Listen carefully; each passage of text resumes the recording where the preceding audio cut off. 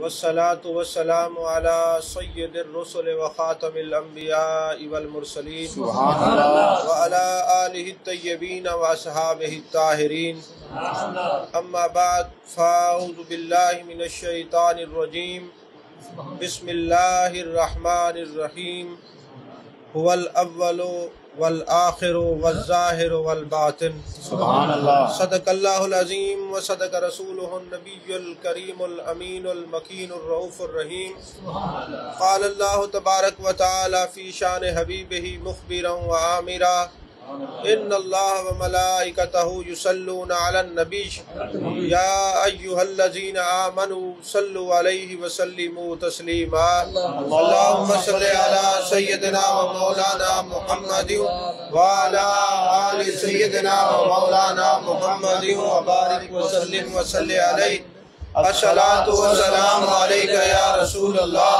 وعلی آلک واصحابک یا حبیب اللہ۔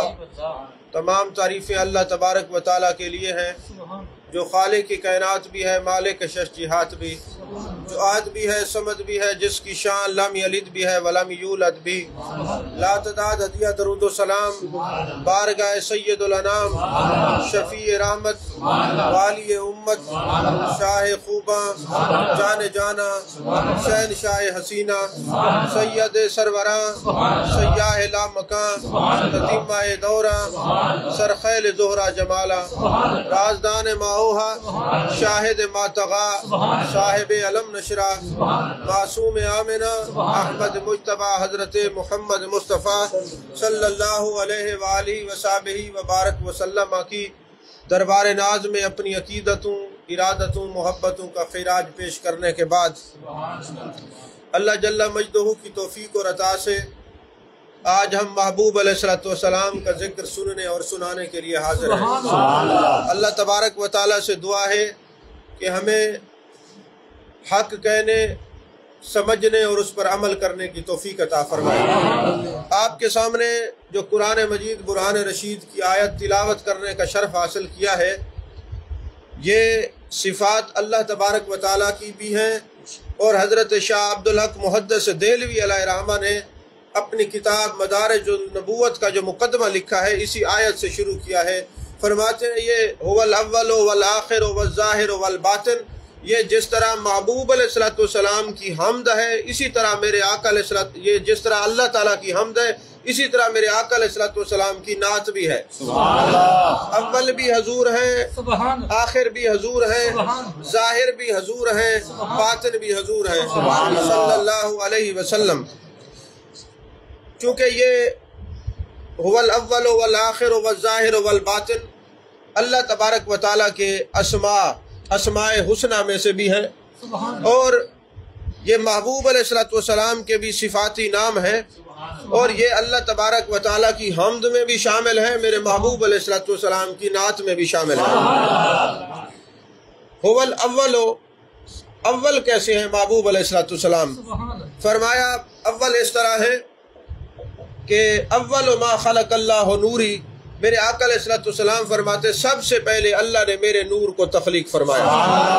جیسے ہم یہ آیت درود پڑھتے ہیں نا، ان اللہ و ملائکتہ یصلون علی النبی یا ایھا الذین آمنوا صلوا علیہ وسلموا تسلیما، کہ بے شک اللہ اور اس کے سارے فرشتے نبی مکرم نور محتشم صلی اللہ علیہ وسلم پر درود بھیجتے ہیں۔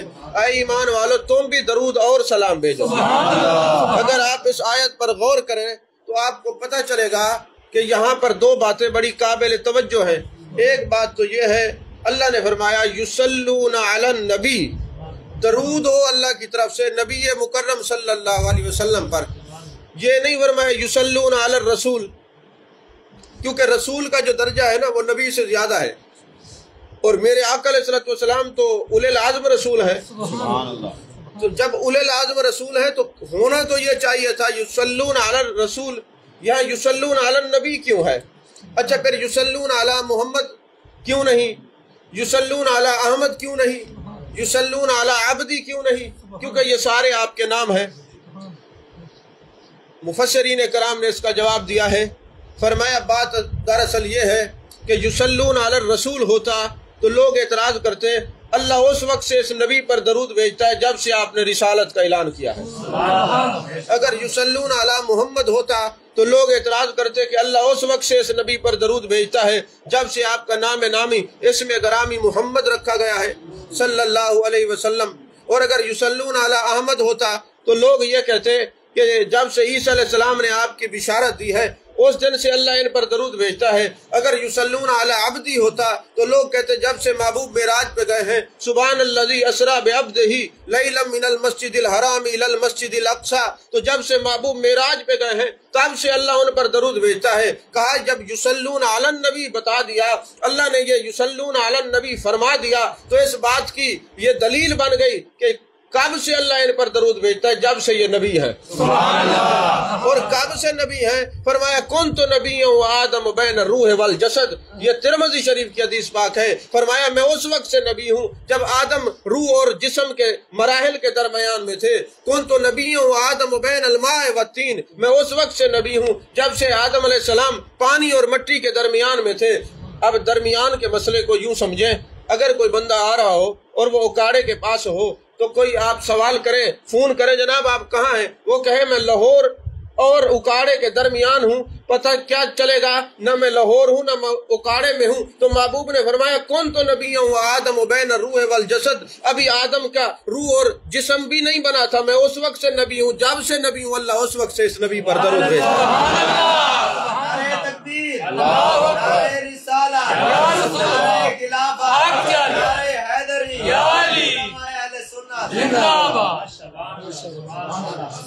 تو جب سے میں نبی ہوں،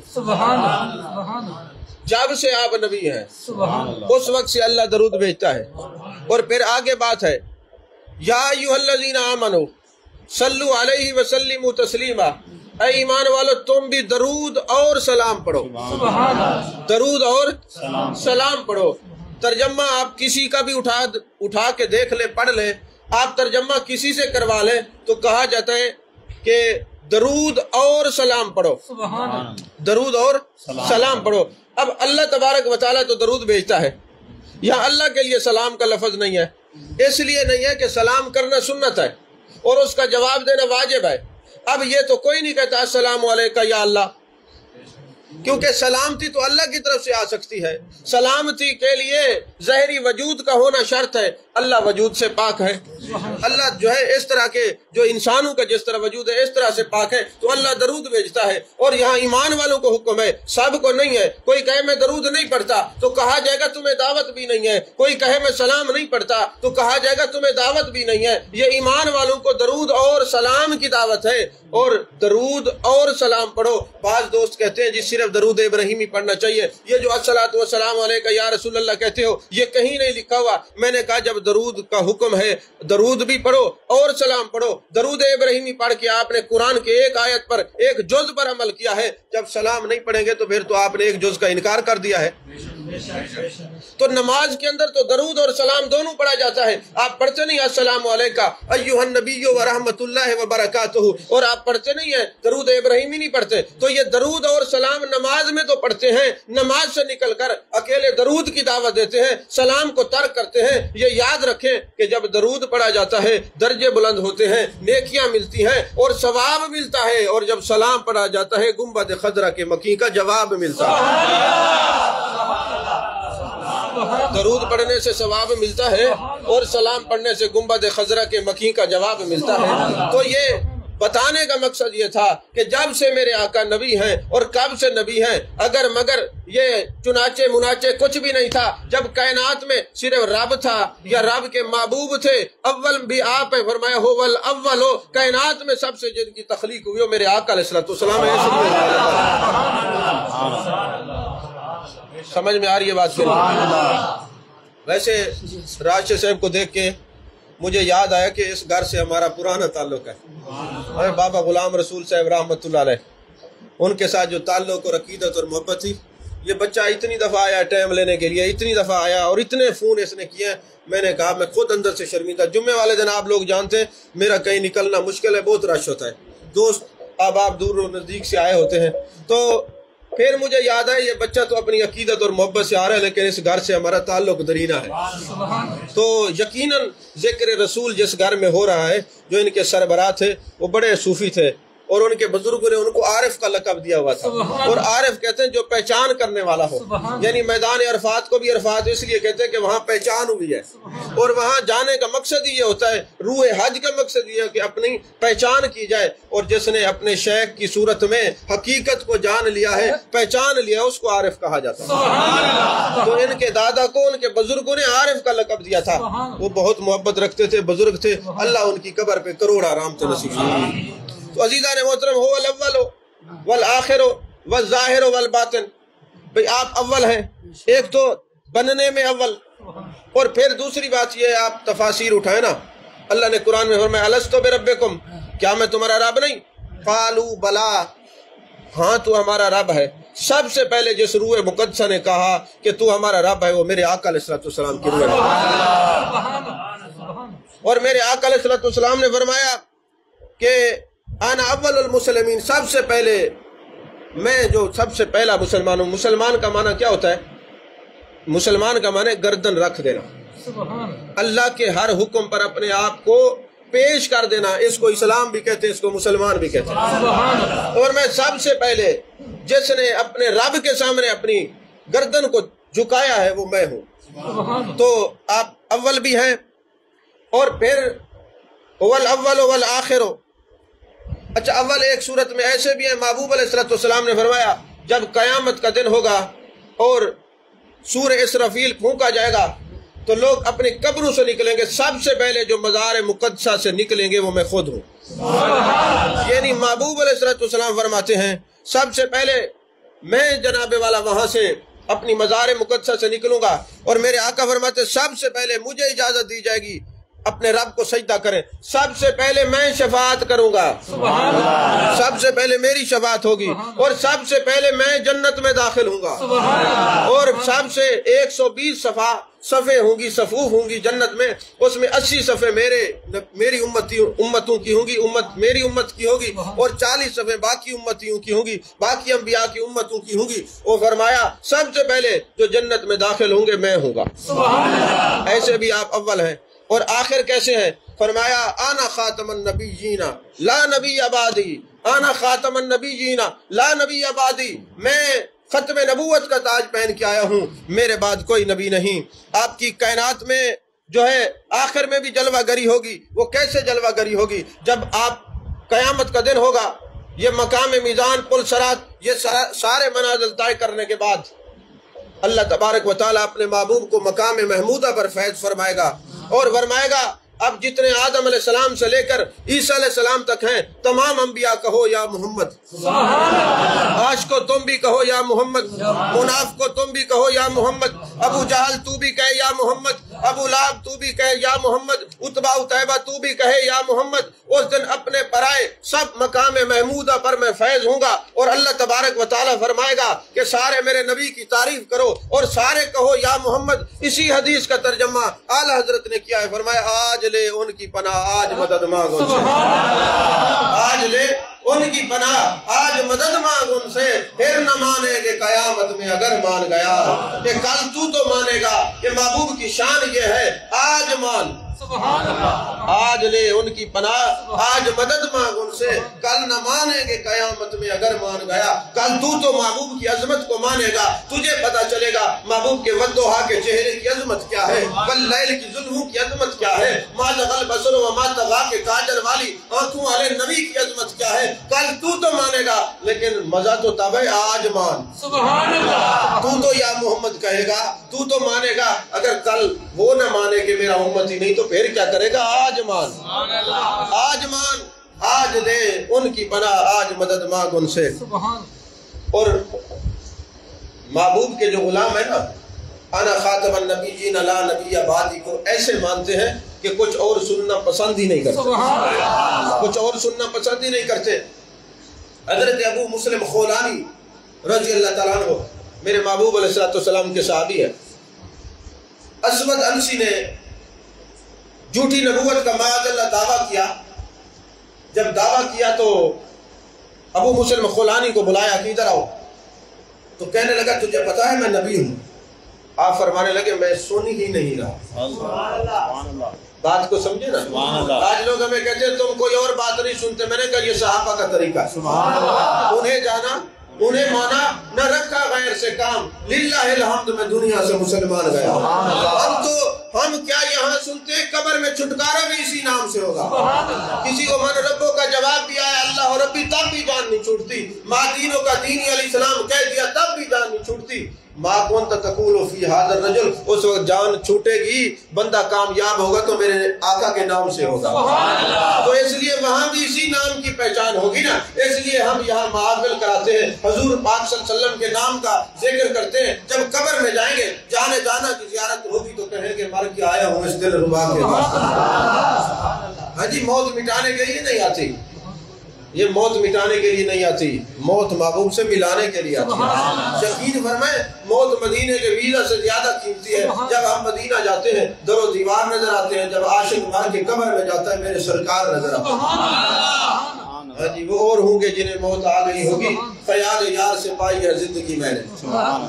ابو مسلم خولانی کو اس نے کہا میں نبی نہیں ہوں، کہنے لگے میں سنتا ہی نہیں۔ اس نے کہا تجھے نہیں پتا میں نبی ہوں؟ معاذ اللہ۔ فرمایا میں نہیں سنتا۔ اس نے کہا حضرت محمد اللہ کے رسول ہے؟ فرمایا ہاں ہاں خدا کی قسم وہ اللہ کے رسول ہے۔ ہم تو عاشق ہیں، دیوانے ہیں، مستان ہیں، ہم اپنے نبی کے علاوہ کسی کی بات سنتے ہی نہیں ہیں، سنتے ہی نہیں ہیں۔ ہاں ہاں وہ سچے نبی ہیں، سچے نبی ہیں۔ اس نے کہا اس کو اٹھاؤ اور آگ میں پھینک دو۔ حضرت ابو مسلم خولانی کو جب آگ میں پھینکا گیا تو پھر جو ختم نبوت کے چوکیدار ہوتے ہیں ان کو دنیا کی کیا آخرت کی آگ بھی نہیں جلا سکتے، آگ نے اثر نہیں کیا۔ اب جو اس کے حواری تھے کہنے لگے یہ اس کی کرامت ہے، اس کو آگ نے اثر نہیں کیا تو لوگ تو اس کے پیچھے چلیں گے، گمراہ ہو جائیں گے، لہذا اس کو یہاں سے علاقہ بدر کر دیا جائے۔ ابو مسلم خولانی رضی اللہ تعالیٰ عنہ شام سے چلے، یمن سے چلے اور مدینے پہنچے۔ اب مسجد نبی شریف میں نماز پڑھ رہے، اچانک حضرت فاروق اعظم رضی اللہ تعالیٰ عنہ کی نظر پڑتی ہے اور زمانہ حضرت صدیق اکبر رضی اللہ تعالیٰ عنہ کا ہے۔ آپ نے پوچھا کہاں سے آنا ہوا؟ انہوں نے بتایا میں یمن سے آیا ہوں۔ فرمایا وہاں ہمارے بھائی ہیں ابو مسلم خولانی۔ اس نے کہا حضور میں ہوں۔ آپ نے ان کو سینے سے لگایا، ماتھے کا بوسہ لیا اور کہا چل تجھے سیدنا صدیق اکبر رضی اللہ تعالیٰ عنہ سے ملاقات کرواتے ہیں، اور کہتے ہیں اللہ تیرا شکر ہے میں نے نارے نمرود کے ٹھنڈے ہونے کا ذکر قرآن میں سنا تھا، پڑھا تھا، لیکن آج میں نے اس شخص کو آنکھوں سے دیکھ لیا ہے جو عشق مصطفیٰ میں اور ختم نبوت کا چوکیدارہ کرتے ہوئے آگ میں گئے مگر آگ ٹھنڈی ہو گئی، آگ نے اثر نہیں کیا۔ نعرہ تکبیر، نعرہ رسالت، نعرہ خلافت، نعرہ حیدری، نعرہ غوثیہ۔ میرے آقا علیہ السلام نے فرمایا میں بھی آخری نبی، یہ میری امت بھی آخری، میں بھی آخری نبی، یہ میری امت بھی آخری۔ اچھا کبھی آپ نے یہ غور کیا ہے عزت والی امت، شان والی امت، بھئی امت کا تو تعلق نبی پاک صلی اللہ علیہ وسلم سے ہے نا، ہماری عزتیں، ہمارا تو کام چل رہا ہے، میرے آقا کا نام چل رہا ہے نا، اب جو کچھ بھی ہے محبوب علیہ السلام کی وجہ سے ہے نا، تو اگر اتنی عزت اور عظمتیں اس امت کو عطا کی تھی تو پھر اس کو آخر میں کیوں بھیجا؟ بھئی اکثر یہ آج کل سوشل میڈیا کے اوپر نا یہ سوال گردش کرتا بیٹھا ہے یہ اگر سب سے زیادہ یہ شان والی امت ہے، یہ عزت والی امت ہے تو پھر آخر میں کیوں ہے؟ فتاوی رضویہ شریف کے اندر 30ویں جلد میں اعلیٰ حضرت نے اس پر بحث کیا، اس کا خلاصہ عرض کر رہا ہوں۔ آپ نے فرمایا یہ حدیث پاک ہے، جب سوال ہوا یا رسول اللہ صلی اللہ علیہ وسلم آپ امام الانبیاء، آپ سید المرسلین، آپ امام المرسلین، عزت والے، عظمت والے، شان والے، رفت والے، شوکت والے، لیکن امت بھی آپ کی آخر کیوں؟ فرمایا میں نے اپنے رب سے یہ سوال کیا، میرے مالک مجھے بھی بے پناہ عزتوں سے نوازا ہے، میری امت بھی اتنا عزت والی ہے، پھر آخر میں کیوں ہے؟ تو میرے رب نے فرمایا میرے پیارے محبوب صلی اللہ علیہ وسلم میں نے باقی امتوں کو عذاب دیا ہے، وہ رسوا ہوئی ہیں، اگر یہ آپ کی امت پہلے ہوتی تو اگر میں ان سے ناراض ہوتا ان کی رسوائی ان کی نظر میں ہوتی، کیونکہ اس کی نسبت آپ سے ہے اس امت کی، میں نہیں چاہتا کہ اس کی رسوائی کسی اور کی نظر میں ہو، باقی کی رسوائی ان کے سامنے ہو، ان کی رسوائی کسی کے سامنے نہ ہو، آپ کی وجہ سے میں نے اس لیے آخر میں بھیجا۔ ہاں جی، آج لوگ ہمیں کہتے ہیں جناب ڈاکٹر صاحب آپ انسانیت کا درس دیا کریں، آپ اسلام کی ایک یونیورسٹی میں قبلہ میں گیا تو انہوں نے کہا یہ انسانیت کا درس دیں، میں نے کہا تو انسانیت کا درس تو انسان کو انسان بنایا اسلام نے ہے، انسان کو انسان بنایا اسلام میں اس کی سیدھی مثال ہے، جب آپ کے گھر میں بچہ پیدا ہوتا ہے، آپ مجھے یہ بتائیں، آپ اس کے ناخن کاٹتے ہیں، یہ فرض ہے کہ سنت ہے؟ سنت ہے۔ لڑکا ہو تو ختنہ سنت ہے، اور جناب والا سر کے بال، یہ داڑھی، یہ سارے یہ سنت ہے نا، اس میں کوئی چیز فرض نہیں ہے۔ اگر کوئی بندہ کہے بھئی میں نے بننا ہے انسان، مجھے اسلام کی ضرورت نہیں ہے، وہ 6 مہینے اپنے بال ہی نہ کٹوائے تو 6 مہینے بعد آپ کو پتہ نہیں چلے گا یہ انسان کا بچہ ہے یا ریچھ کا بچہ ہے۔ اس انسان کو تو انسان اور خوبصورت بنایا ہی اسلام نے ہے، تو اسلام کو انسانیت سے دور کیسے کیا جا سکتا ہے؟ توجہ ہے آپ کی؟ عزیزان محترم، میرے آقا علیہ السلام آخر بھی ہے۔ حدیث پاک ہے، جب جنگ خیبر ہوئی نا تو میرے آقا علیہ السلام تشریف فرماتے تو ایک گدھا، عربی میں گدھے کو حمار کہتے ہیں، حمار کو پکڑ کر محبوب کی بارگاہ میں لے جایا گیا۔ میرے آقا علیہ السلام نے پوچھا ما اسمو کا، تیرا نام کیا ہے؟ اس نے کہا انا یزید بن شہاب۔ اب میرے آقا کی نگاہ تھی، دیکھ رہی تھی کہ یزید میری اولاد سے وفا نہیں کرے گا، فرمایا یزید نام اچھا نہیں ہے، آج کے بعد تیرا نام رکھتے یافور بن شہاب۔ یافور کہتے ہیں ہرنی کے بچے کو، تیرا نام یافور بن شہاب ہے۔ اب اس گدھے نے کیا بات کی، حمار مبارک نے کیا بات کی، یافور مبارک نے کیا بات کی؟ اس نے کہا حضور میں اس نسل کا آخری گدھا ہوں جن کے اوپر 60 یا 70 انبیاء نے سواری کی ہے۔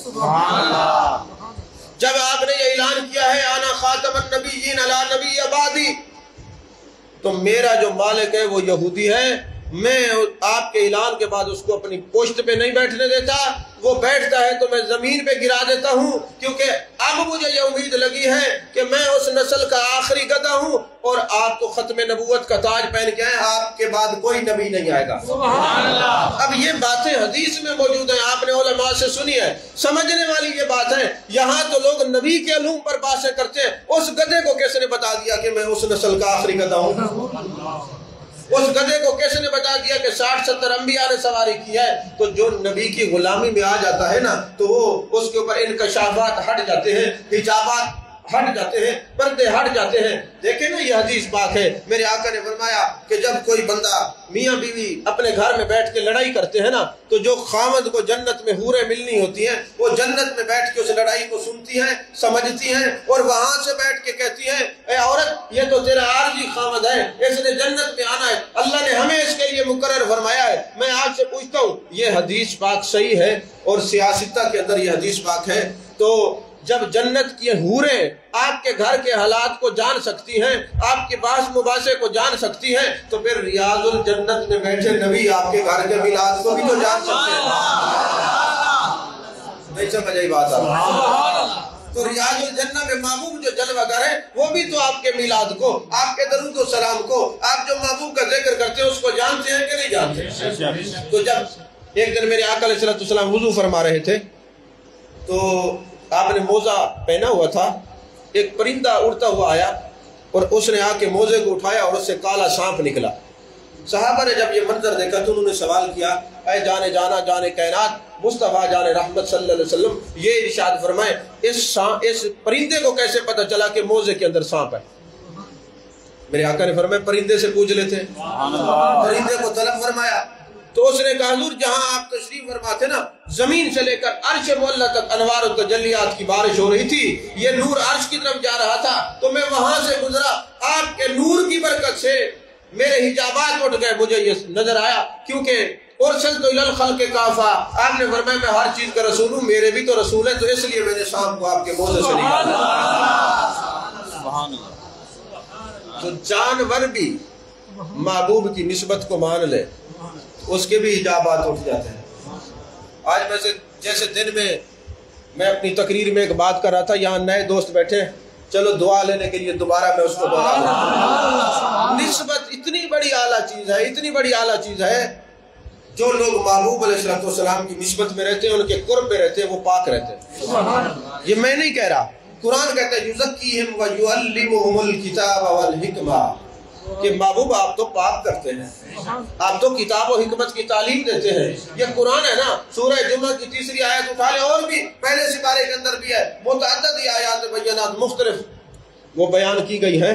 تو محبوب پاک کرتے ہیں، اور پاک اسی کو کریں گے نا جو یہ نیت رکھتا ہے کہ میرے محبوب پاک کرتے ہیں۔ سبحان اللہ۔ ہے جی، مدینے جائے تو لکھا ہے شفاعتی یوم القیامہ حق فمن لم یؤمن بها لم یکن من اہلها، او کما قال علیہ السلام، میری شفاعت قیامت والے دن برحق ہے مگر اس کے لیے جس کو یہ یقین ہے کہ اللہ نے مجھے یہ طاقت عطا فرمائی۔ سبحان اللہ۔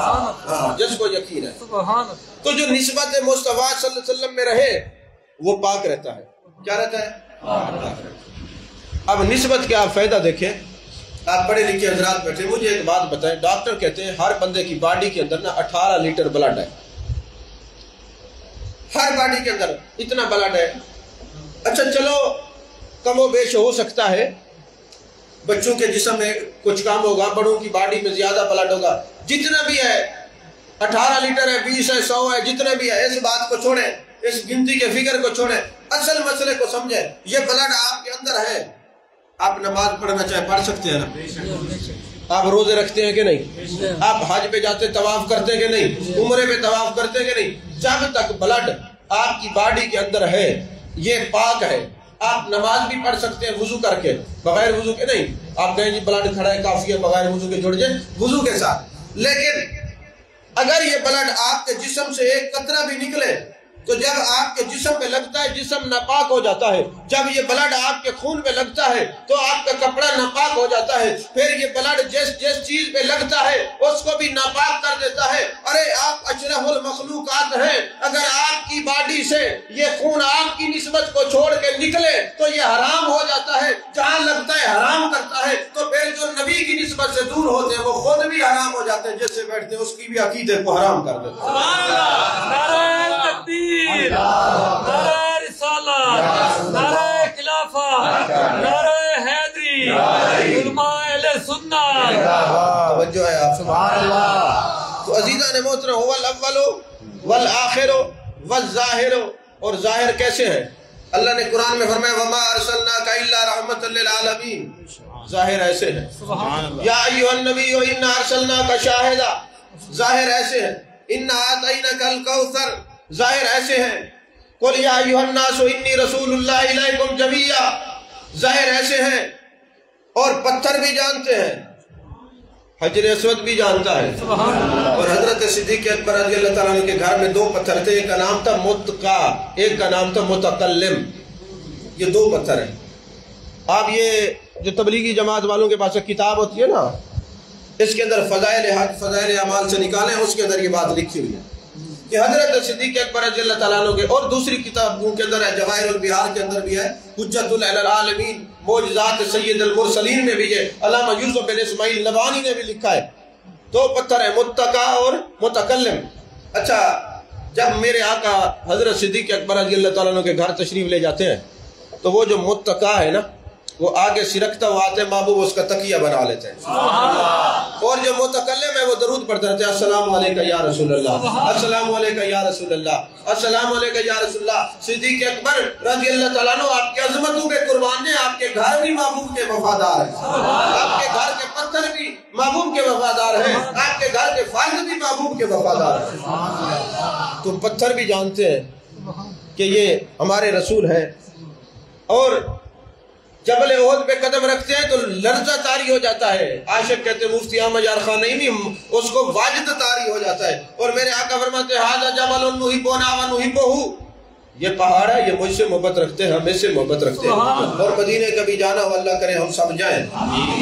تو جبل احد سے 3 میل کے فاصلے پر ایک جبل عیر ہے، وہ کالا سیاہ ہے۔ میرے آقا نے فرمایا یہ ہم سے بغض رکھتا ہے، یہ جہنم میں جائے گا۔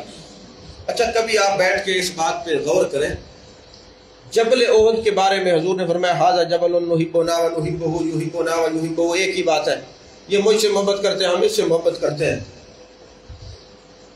جس نبی کی نظر سے پہاڑ کی محبت نہیں چھپ سکی، سبحان اللہ، اس نبی کے سامنے اس امتیوں کی محبت کیسے چھپ سکتی ہے؟ جس نبی کے سامنے جبل عیر کا بغض نہیں چھپ سکا تو اس انسان کا بغض کیسے چھپ سکتا ہے؟ تو سوچنے کی بات ہے، یا رسول اللہ صلی اللہ علیہ وسلم اگر یہ پہاڑ آپ سے محبت رکھتا ہے، آپ جانے پہاڑ جانے، یہ بغض رکھتا ہے، آپ جانے پہاڑ جانے، آپ نے ہمیں کیوں بتایا؟ فرمایا بتانے کا جو ہے سبب 2 ہے، ایک سبب یہ ہے تمہیں پتہ چل جائے کہ پہاڑوں کی محبت میری نگاہ سے چھپی ہوئی نہیں، تو انسانوں کی محبت کیسے چھپ سکتی ہے؟ اور دوسری بات ہے، میں نے یہ کہا یہ مجھ سے محبت رکھتا ہے جنتی ہے، یہ بغض رکھتا ہے جہنمی ہے، تو تمہیں پتہ چل جائے جس نے چلتا پھرتا جنتی دیکھ لو، جس کے دل میں میری محبت ہے وہ جنتی ہے، جس کے دل میں بغض ہے وہ جہنمی ہے۔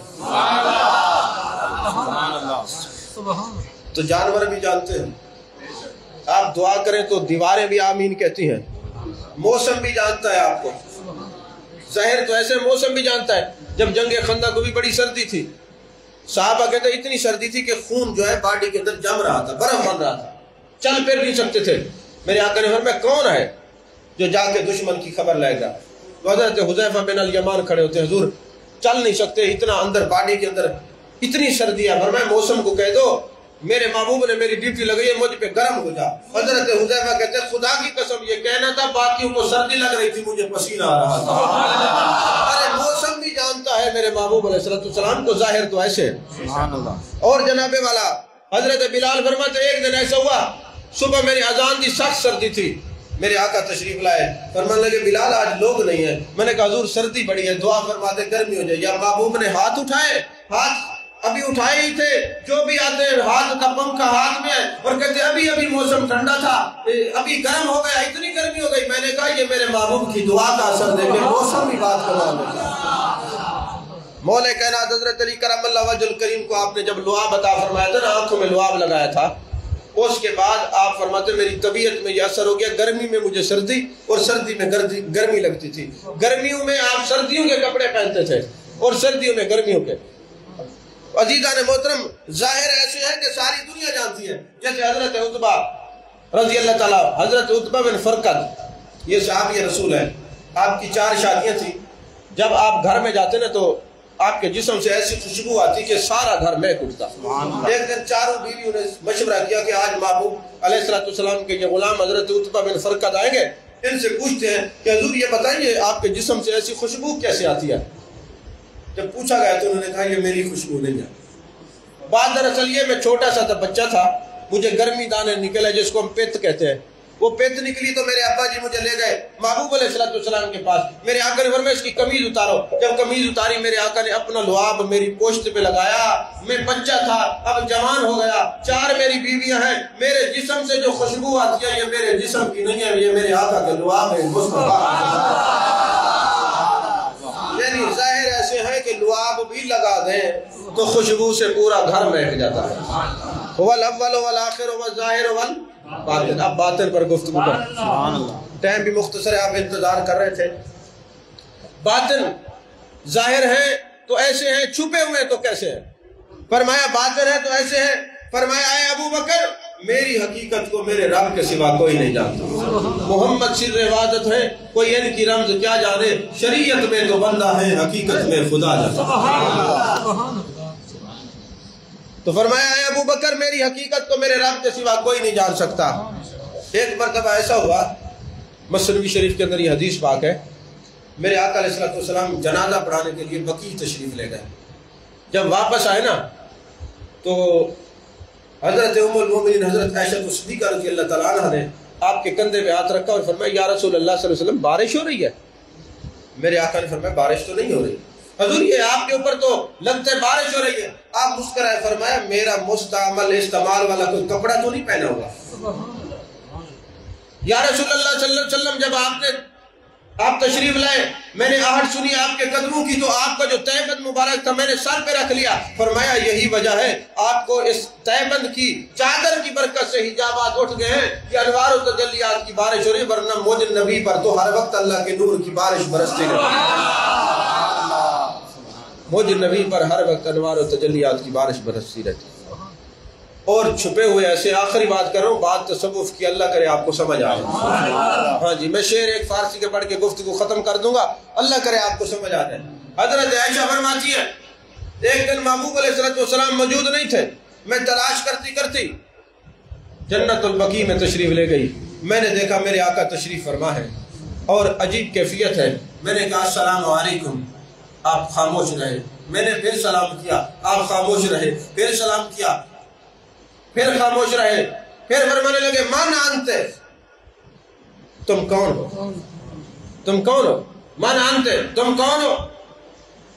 مرد کے لیے ہوتا ہے من انتا، عورت کے لیے من انتے تے کے نیچے زیر ہوتی ہے. بعد میں کوئی مفتی نہ کہے من انتا کہنا چاہیے، انتے کیوں کہا ہے؟ کوئی گرامر بھی کوئی سمجھا کرے. من انتے، کون ہو تم؟ میں نے کہا انا عائشہ. فرمایا من عائشہ؟ کون عائشہ؟ میں نے کہا ابو بکر کی بیٹی. فرمایا کون ابو بکر؟ فرمایا جب میں نے یہ سنا کہ محبوب تو مجھے پہچان ہی نہیں رہے، میں واپس آ گئی، رونے لگ گئی. محبوب جب واپس آئے پوچھا حمیرہ، آپ کا گھر میں نام سرکار نے حضرت عائشہ کا حمیرہ رکھا ہوا تھا، حمیرہ کیوں رو رہی ہو؟ یا رسول اللہ صلی اللہ علیہ وسلم آج آپ نے عجیب بات کر دی. میں جب گئی تو آپ نے پوچھا من انتے؟ میں نے کہا عائشہ. آپ نے فرمایا من عائشہ. میں نے کہا ابو بکر کی بیٹی. آپ نے فرمایا من ابو بکر. آپ نے فرمایا اے عائشہ، سبحان اللہ، اے عائشہ سبحان اللہ، تجھے مبارک ہو. سبحان اللہ.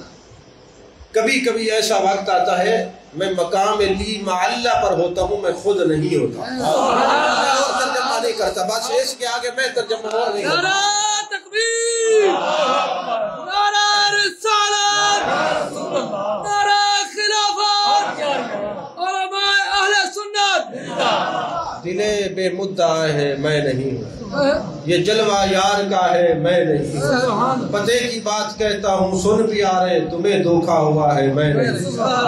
مقام لی معلّہ خود فرمود آئی، مقام لی معلّہ خود فرمود آئی، من ندانم من دائے یا حق توئے، میں نہیں جانتا. تو آپ باطن ایسے ہیں، چھپے ہوئے ایسے ہیں. اور دیکھیں نا، آپ کھجور کی گٹھلی لگاتے ہیں یا عام کسی چیز کا بھی بیج لگاتے ہیں، کھجور کی گٹھلی لگاتے ہیں، کھجور اگتی ہے، درخت بنتا ہے، پھر کھجور، پھر اس کے اوپر پھل لگتا ہے. جو آپ نے گٹھلی لگائی تھی آخر میں وہی گٹھلی پائی ہے. ایسا ہے کہ نہیں؟